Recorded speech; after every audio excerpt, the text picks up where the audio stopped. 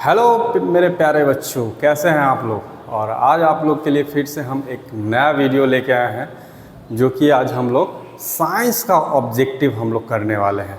Science का पहला chapter है रासायनिक अभिक्रिया। हम लोग जो है उसका ऑब्जेक्टिव बनाएंगे आज, और ये सारे सवाल जो है आपको जो है एग्ज़ाम में हूबहू लड़ने वाला है। इसलिए आप लोग जो है ध्यान से देखिए, और हम लोग जो है समझ समझ के पढ़ेंगे। ठीक है, समझ समझ के पढ़ने से क्या होगा, हम लोग को याद करने का ज़रूरत नहीं पड़ेगा। तो आइए फिर हम लोग जो है स्टार्ट करते हैं। हम लोग का पहला जो क्वेश्चन है, लोहे को जिंक से लेपित करने की क्रिया को कहते हैं। हम लोग को क्या कह रहा है कि लोहे को जिंक से लेपित करने की क्रिया को क्या कहते हैं। तो याद रखिएगा बच्चों, लोहे को जिंक से लेपित करने की क्रिया को गैल्वनीकरण कहते हैं। ठीक है, ना कि आपका पानी चढ़ाना होगा और ना ही विद्युत अपघटन होगा। ठीक है, सब अलग अलग ऑप्शन दिए हुए हैं। तो यहाँ पे बेस्ट ऑप्शन हम लोग का जो है सही आंसर है वो गैल्वनीकरण है। नेक्स्ट क्वेश्चन है हम लोग का, आप लोग ध्यान से देखिएगा। सिल्वर क्लोराइड का रंग क्या होता है। ये सवाल जो है बहुत बार एग्जाम में आया है।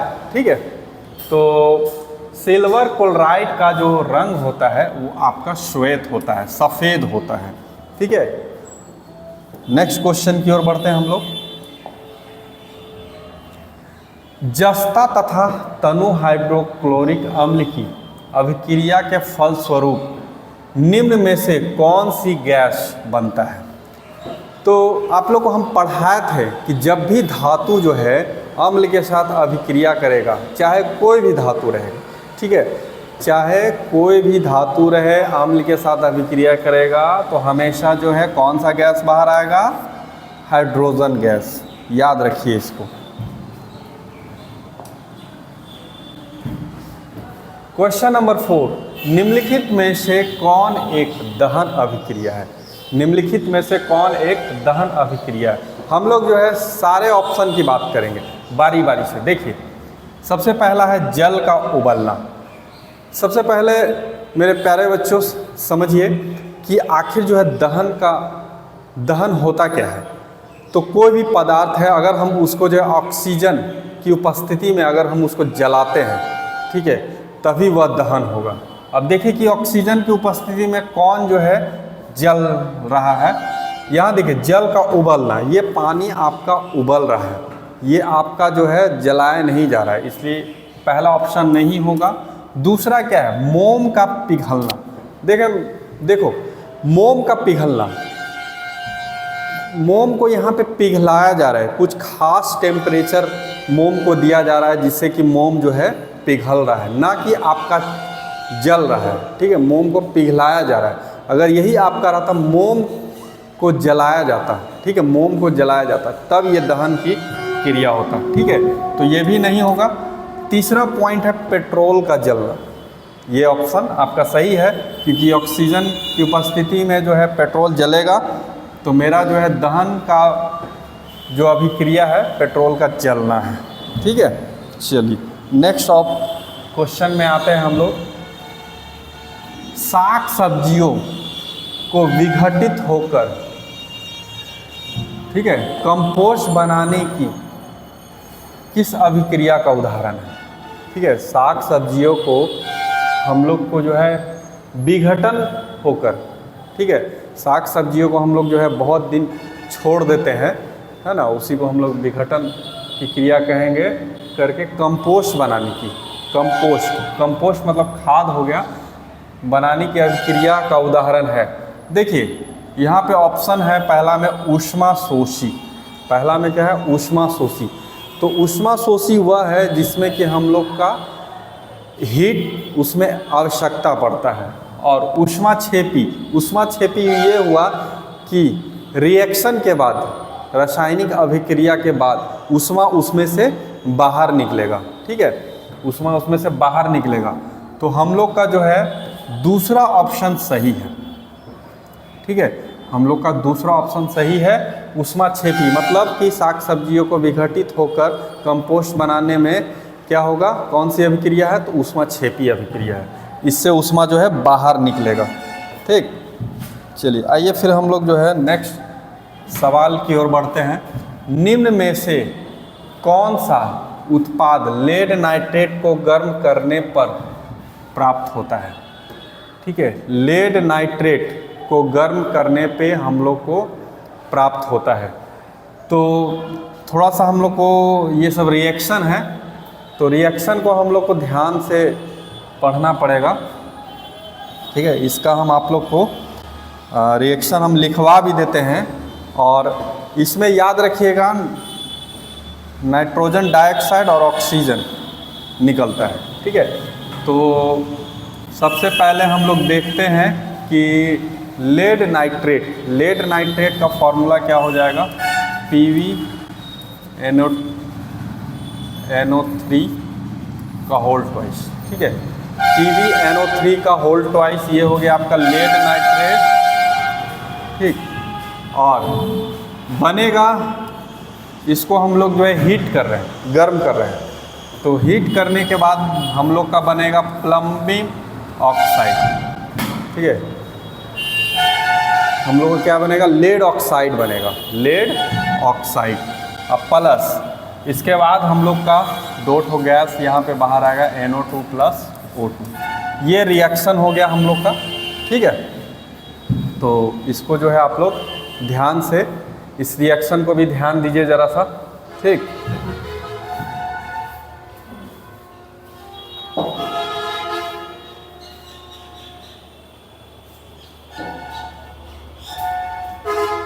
नेक्स्ट हमारा जो सवाल आएगा वो ध्यान से देखिए आप लोग। निम्न में से कौन सही है? सबसे पहले ये बताओ बच्चों कि ये आखिर फॉर्मूला किसका दिया गया है? आप लोग जो है धोने वाला सोडा का नाम सुने होंगे, धोने वाला सोडा। ठीक है, धोने वाला सोडा। ठीक है, धोने वाला सोडा ये होता है सोडियम कार्बोनेट इंटू 10H2O। यहाँ पे जल का क्रिस्टलीकरण होता है, तो जल का क्रिस्टलीकरण में जल का कितने अणु मौजूद होते हैं? तो 10। ठीक, तो हम लोग का जो सही ऑप्शन है ऑप्शन नंबर बी है। आइए अब आते हैं क्वेश्चन नंबर 8। निम्नलिखित अभिक्रिया में अपघटन का अभिक्रिया कौन है? सबसे पहले हम समझेंगे कि अपघटन आखिर होता क्या है। देखिए, जब भी कोई जो है रासायनिक पदार्थ या कोई भी अभिकारक बोलिए, ठीक है, तो कोई एक अभिकारक टूटकर दो उत्पाद का निर्माण करता है। ठीक है, कोई एक अभिकारक टूटकर जो है दो जो है उत्पाद का निर्माण करता है, जिसको हम प्रतिफल भी बोलते हैं। ठीक है, मतलब एक था और 2 या 3 में बदल गया, है ना, एक था 2 या 3 में बदल गया। तो ऐसे जो है अभिक्रिया को हम लोग क्या बोलते हैं? अपघटन की अभिक्रिया। देखिए, कोई भी अभिकारक है, उसको हमको तोड़ने के लिए या तो हमको ऊष्मा देना होगा, या सूर्य का प्रकाश देना होगा, या वैद्युत या उसमें जो है विद्युत प्रवाहित हम करेंगे, तब वह जो है आपका जो है पदार्थ टूट जाएगा। अब देखिए कि जो है कौन ऐसा एग्जाम्पल है जो टूटकर दो नए पदार्थ में बना है। देखिए, तो पहला ऑप्शन हम देखते हैं, यहाँ पे 2 अभिकारक जो है यूज़ हो रहा है। रासायनिक अभिक्रिया में 2 अभिकारक है यहाँ पे, तो ये तो होगा ही नहीं। और बी ऑप्शन में देखिए कि ये यहाँ पे एक है अभिकारक, और जो है उत्पाद जो बना यहाँ भी एक ही है, ये भी ऑप्शन नहीं होगा। और ऑप्शन सी पे ज़रा सा हम लोग ध्यान देते हैं, तो ऑप्शन सी में देखिए कि एक अभिकारक है और 2 ठो उत्पाद बना है ना, 2 ठो उत्पाद आया है, मतलब ऑप्शन सी हम लोग का सही है। और ये भी गलत है, क्योंकि 2 अभिकारक मिलकर एक उत्पाद बना रहे हैं। इस अभिक्रिया को हम लोग जो है संयोजन अभिक्रिया कहते हैं, तो ऑप्शन डी भी नहीं होगा। चलिए नेक्स्ट सवाल पे आते हैं। Fe2O3 plus 2Al2O3 plus 2Fe दी गई अभिक्रिया किस प्रकार की है? देखो बाबू, यहाँ पे इस तरह का कहीं भी अगर अभिक्रिया रहे, ठीक है, जैसे यहाँ पे एल्युमिनियम और आयरन दिया हुआ है, Fe मतलब आयरन और Al का मतलब हो गया यहाँ पे एल्युमिनियम, ठीक है। तो यहाँ पे देखो क्या है कि पहले जो है आयरन जो है ऑक्सीजन के साथ जुड़ा हुआ था, अब बाद में क्या हुआ कि एल्युमिनियम जो है आयरन को विस्थापित कर दिया, मतलब उसके स्थान से हटा दिया, है ना, और हटाकर ऑक्सीजन को खुद जो है अपने साथ ले लिया, है ना। तो और लोहा को क्या कर दिया, बाहर कर दिया कि नहीं। तो ऐसे अभिक्रिया को हम क्या बोलेंगे, विस्थापन अभिक्रिया, मतलब कम अभिक्रियाशील जो धातु है, कम अभिक्रियाशील जो धातु है उसको हटाता कौन है, तो अधिक क्रियाशील धातु कम क्रियाशील वाले धातु को हटा देता है, ठीक है। तो यहाँ पे एल्युमिनियम जो है आयरन से ज़्यादा क्रियाशील है, इसीलिए एल्युमिनियम आयरन को हटा दिया है, ठीक है। चलिए, और ऐसे अभिक्रिया को हम लोग क्या बोलते हैं, विस्थापन अभिक्रिया। देखिए, लौह चूर्ण पर तनु हाइड्रोक्लोरिक अम्ल डालने से बनता क्या होता है, ठीक है। लौह चूर्ण पर तनु हाइड्रोक्लोरिक अम्ल डालने पर क्या होता है। तो लौह चूर्ण है तो धातु है, अब धातु का हमेशा जो है, आप ये जानिए कि धातु की अभिक्रिया हम अम्ल से करवाएंगे तो हमेशा मेरा हाइड्रोजन गैस बाहर आता है। तो देखिए, हाइड्रोजन गैस एवं आयरन क्लोराइड, ये पहला ऑप्शन सही है। दूसरा ऑप्शन हम पढ़ते हैं, क्लोरीन गैस एवं आयरन हाइड्रोक्साइड, ये गलत है। धातु की अभिक्रिया अगर अम्ल के साथ करवाएंगे तो हमेशा हाइड्रोजन गैस बाहर आएगा, ये गलत हो गया। कोई अभिक्रिया नहीं होती है, ये भी गलत है।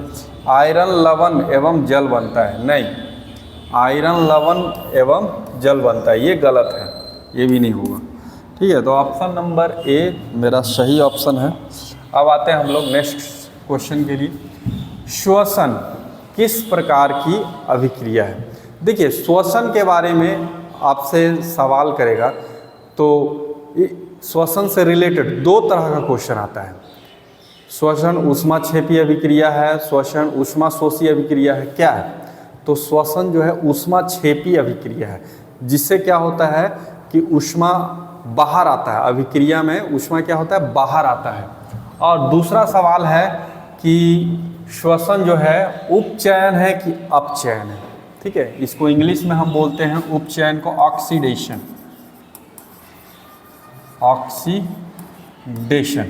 और अपचयन का होता है रिडक्शन, ठीक है। तो उपचयन है कि अपचयन है, तो ध्यान रखिएगा कि श्वसन एक उपचयन अभिक्रिया है। श्वसन क्या है, एक उपचयन अभिक्रिया। अच्छा, हम जरा सा समझते हैं कि आखिर श्वसन में होता क्या है। देखो बाबू, श्वसन में जो है ग्लूकोज का दहन होता है। श्वसन में क्या होता है, ग्लूकोज का दहन होता है। हम एक रिएक्शन तुम लोग को समझा रहे हैं, C6H12O6, ये मेरा क्या है, ग्लूकोज है। इसका हम जो है ऑक्सीजन की उपस्थिति में हम क्या करते हैं, दहन करवाते हैं, है ना। ऑक्सीजन के उपस्थिति में ग्लूकोज क्या होता है, हाँ, दहन होता है ग्लूकोज का। तो याद रखिएगा, कार्बनिक जो भी यौगिक है, कार्बनिक यौगिक का जब हम दहन करेंगे, हमेशा कोई भी जिसमें कार्बन होगा हमेशा जो है आपका CO2 और जल बनाएगा, ठीक है, CO2 और जल बनाएगा, ठीक है। और ऊष्मा भी बाहर आएगा, ऊष्मा, ठीक। तो ये मेरा श्वसन की अभिक्रिया में जो है ये इतने सारे प्रोसेस होते हैं। ग्लूकोज, ऑक्सीजन की उपस्थिति में आपका ग्लूकोज का दहन होता है, और दहन होने के बाद हम लोग का क्या बनता है, CO2 + H2O। ये हो गया हम लोग का क्वेश्चन नंबर 11। अब इसके बाद हम लोग करते हैं क्वेश्चन नंबर 12।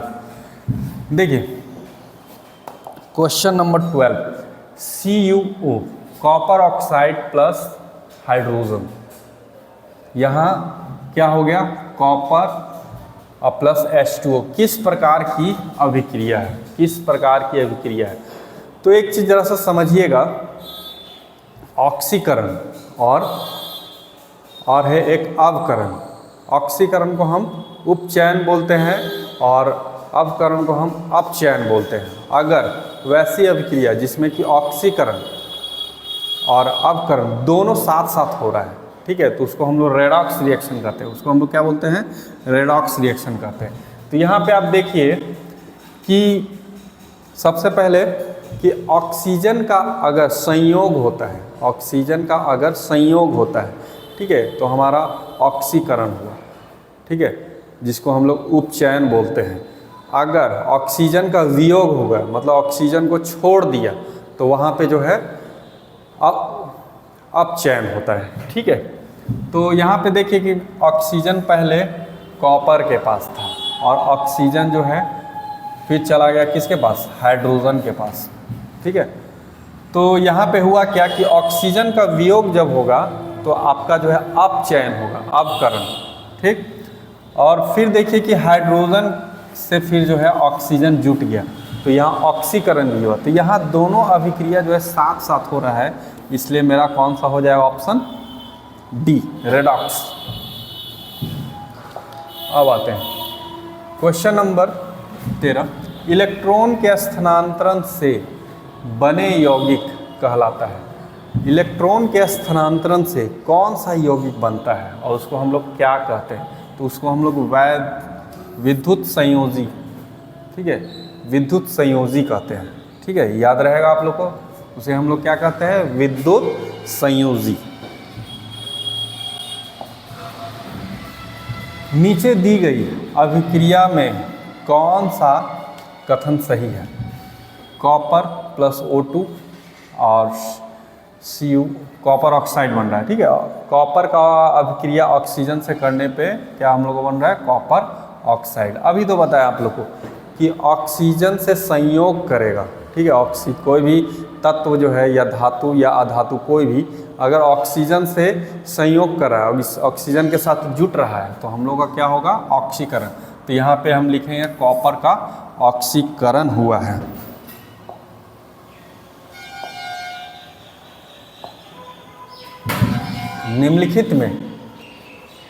निम्नलिखित समीकरण है, ठीक है, H2 + Cl2 और 2HCl।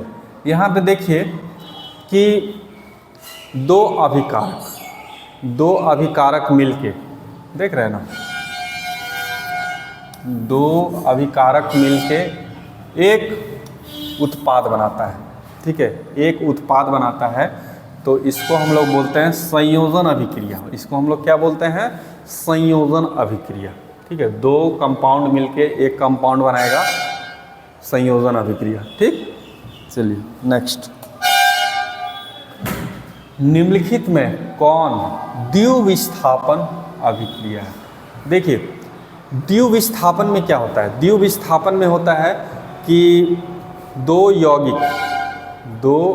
यौगिक जो है अपने आयनों का आदान प्रदान करके यौगिक बनाते हैं, ठीक है। आयनों का आदान प्रदान करके क्या बनाते हैं, लवण बनाते हैं। आयनों का आदान प्रदान करके लवण बनाते हैं। तो हम लोग का जो है ऑप्शन नंबर सी यहाँ पे होगा। निम्नलिखित में कौन द्विविस्थापन अभिक्रिया है, ठीक है। तो सिल्वर नाइट्रेट की अभिक्रिया सोडियम क्लोराइड से करवाने पे क्या बनता है, सिल्वर क्लोराइड बनता है, NaNO3 बनता है, ठीक है, सोडियम नाइट्रेट बनता है। और ये जो है हम लोग का सफ़ेद अवक्षेप, ये आपका एक ठोस पदार्थ है, ठीक है। ये क्या है आपका एक ठोस पदार्थ है, तो इसका ऑप्शन नंबर सी होगा। चलिए नेक्स्ट क्वेश्चन आता है, निम्नलिखित अभिक्रिया में कौन विस्थापन अभिक्रिया है। निम्नलिखित अभिक्रिया में कौन विस्थापन अभिक्रिया। विस्थापन अभिक्रिया का हम चर्चा पहले भी सवाल में हम कर चुके हैं कि अधिक क्रियाशील जो धातु रहता है, अधिक क्रियाशील जो धातु रहता है वो कम क्रियाशील धातु को अपने कंपाउंड के साथ हटा के और उसके साथ फिर रिएक्शन हो जाता है। देखिए जैसे आयरन है, ठीक, आयरन जो है अधिक क्रियाशील धातु है और कॉपर कम क्रियाशील धातु है। तो कॉपर को हटा के, ठीक है, फिर कॉपर के स्थान पे आयरन आ गया, तो पहले था कॉपर सल्फेट, अब क्या हो जाएगा आयरन सल्फेट, है ना, और कॉपर को बाहर कर दिया। तो इस तरह का जो अभिक्रिया है वो हम लोग क्या बोलते हैं, इस अभिक्रिया को विस्थापन अभिक्रिया। चलिए नेक्स्ट सवाल है, अवक्षेपण अभिक्रिया से किस प्रकार का लवण प्राप्त होता है। ध्यान दीजिए, अवक्षेपण अभिक्रिया से किस प्रकार का लवण प्राप्त होता है। सबसे पहले समझिए कि अवक्षेपण अभिक्रिया होता क्या है।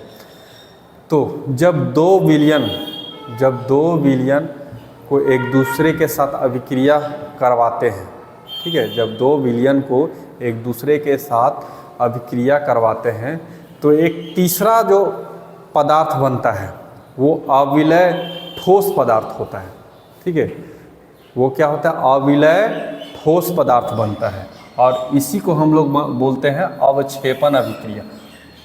ठीक है, फिर से हम रिपीट कर देते हैं, जब दो विलयन को आपस में अभिक्रिया करवाया जाता है तो एक तीसरा ठोस पदार्थ, एक तीसरा ठोस अविलय पदार्थ जो कि घुलनशील नहीं होता, अविलय मतलब घुलनशील नहीं, ठीक है, जो तीसरा पदार्थ बना है वो क्या होगा अविलय होगा।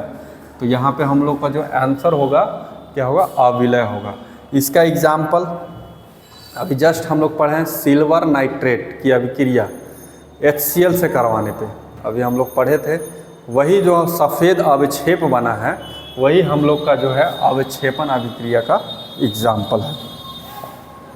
आइए, निम्नलिखित में कौन एक अपघटन अभिक्रिया का उदाहरण नहीं है।